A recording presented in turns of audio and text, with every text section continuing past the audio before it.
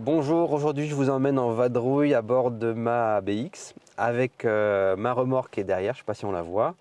Je vais chercher une curieuse voiture. C'est pas une 2 chevaux, mais c'est un dérivé de la 2 chevaux. Un dérivé assez unique en France, voire en Europe. J'ai assez hâte de vous la montrer et c'est pour ça qu'on va aller la découvrir ensemble. Dans la catégorie fallait la trouver, celle-ci. Je vous présente la Baby Bruce du Burkina Faso.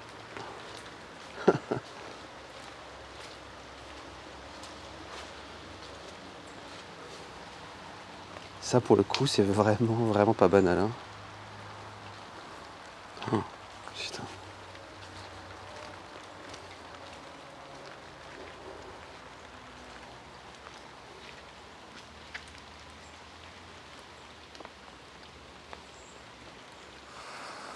Voilà la bizarrerie chargée. C'était pas une mince affaire. J'ai pas forcément filmé au moment de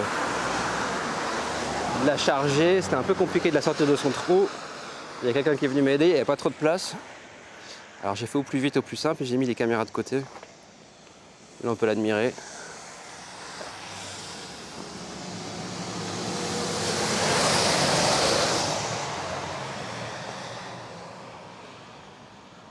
Elle va prendre un peu la flotte aujourd'hui, mais en même temps, elle était à peine abritée sous une espèce de bâche qui se déchirait avant. Donc c'est pas plus mal comme ça. Et puis maintenant c'est direction musée de la 2 chevaux à Trois-Fontaines.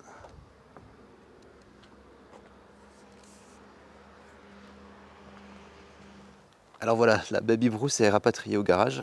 Et je vais vous la montrer un peu en détail. Alors c'est assez méconnu comme voiture, et pour cause, il y en a eu assez peu produites. Environ 1300 seulement entre 70 et 79, ce qui en fait donc un véhicule assez rare déjà en Afrique, et encore plus rare chez nous.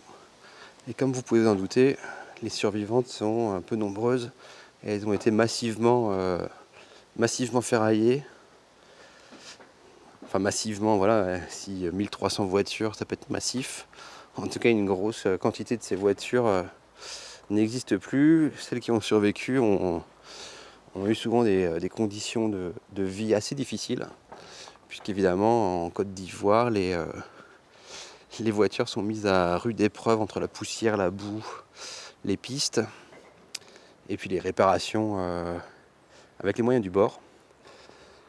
C'est en 1970 en fait que la production de la Baby Bruce a commencé. Citroën en fait envoyait des châssis, des mécaniques sur place. Et c'était une entreprise locale qui fabriquait la carrosserie, tout en tôle pliée. Hein. Il n'y avait pas de presse, il n'y avait pas d'emboutisseuse comme on pouvait trouver dans les grosses usines Citroën en France.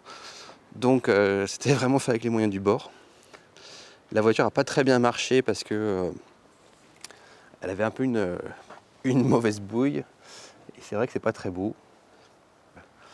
Ça plaisait pas trop en Afrique de rouler dans une voiture qui faisait aussi bon marché en fait. Et quelque part on peut le comprendre. Hein. Parce que c'est vrai qu'elle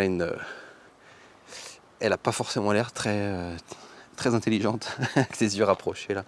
Mais finalement c'est assez attachant comme voiture quand même. Alors celle-ci je ne sais pas de quand elle date exactement. En tout cas elle a été achetée par un Français qui travaille en Afrique et qui l'a fait rapatrier en France. Il l'a stockée un peu chez lui mais il ne pouvait pas la garder. Et donc finalement là elle est en route pour aller au musée de la 2 chevaux à Trois-Fontaines en Moselle. C'est un musée qui est tenu par une association uniquement par des bénévoles et qui fait vraiment un chouette travail. Je vous conseille d'aller voir leur site et éventuellement d'aller leur rendre visite. Cette voiture sera exposée parmi d'autres Citroën un peu spéciales. Alors c'est rigolo parce qu'il y a eu plein de réparations africaines, notamment le pare-brise. Hein. C'est pas du tout un pare-brise pour le bon modèle de bagnole, il est trop petit. Du coup, ils l'ont quand même collé en place. Et ils ont soudé des bandes de métal là, c'est vraiment du bricolage. Alors il y a beaucoup de gens qui confondent la Baby Bruce avec la Faf ou la Dalat ou la Pony de Grèce. Bon, tout ça c'est des voitures assez différentes.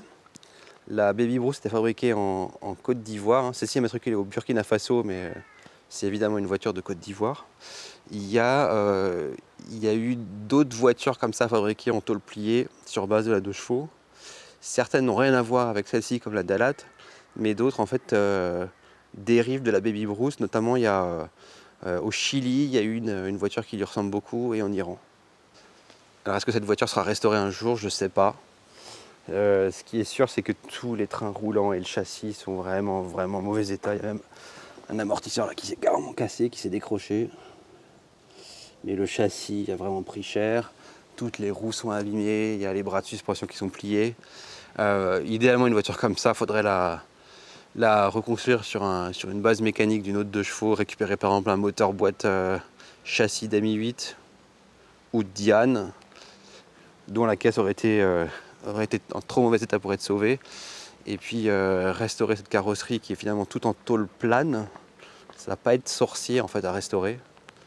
Et puis lui remettre un peu des sièges qui ressemblent plus à ce qu'il y avait à l'origine, c'est-à-dire des sièges beaucoup plus petits, beaucoup plus légers. Lui retrouver, refaire tailler un pare-brise, finalement c'est un pare-brise plat, donc on doit bien pouvoir faire tailler un pare-brise à la bonne taille. Et puis voilà. On remarque aussi que celle-ci elle a un coffre là, c'est les Baby Bruce de 2e génération, parce qu'il y a même sur 1300 exemplaires, il y a eu 2 générations. Enfin, il y a eu même quelques évolutions. Les premières n'avaient pas ça, n'avaient pas de boîte à gants non plus. Donc celle-ci doit sûrement être datée entre 74 et 79, mais bon, ça a confirmé. Il y a des petits trucs rigolos là, comme les casquettes de phare, je ne sais pas si c'est d'origine. Même le support de roue de secours, je ne suis pas sûr qu'il soit d'origine. Enfin bref, voilà, une petite vidéo sur un véhicule laid, mais intéressant quand même. Voilà, merci beaucoup d'avoir regardé cette vidéo jusqu'au bout, j'espère qu'elle vous a plu, que j'ai pu vous apprendre des choses sur cette drôle de petite Citroën. C'est une voiture vraiment étonnante, assez curieuse, comme je l'ai déjà dit, pas jolie, mais attachante et rigolote. Si jamais le sujet des 2 chevaux et dérivés produits à l'étranger vous intéresse, je vous conseille ce très bon livre. 2 chevaux Citroën, ses dérivés, Baby Bruce, Dalat, Pfaff et autres, qui a été écrit par Marie-Étienne Christian. C'est un livre extrêmement bien documenté et qui va vous permettre en fait, de comprendre comment reconnaître tous ces dérivés assez étonnants de la 2 chevaux.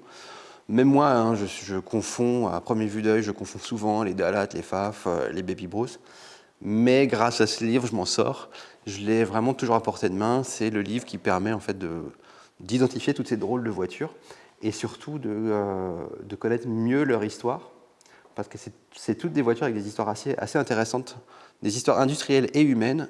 Et tout ça, en fait, avait été raconté par Étienne Christian, qui était vraiment un passionné de l'histoire des Citroën en général. Il s'intéressait aussi bien aux histoires industrielles qu'aux histoires humaines, qu'aux évolutions des véhicules eux-mêmes.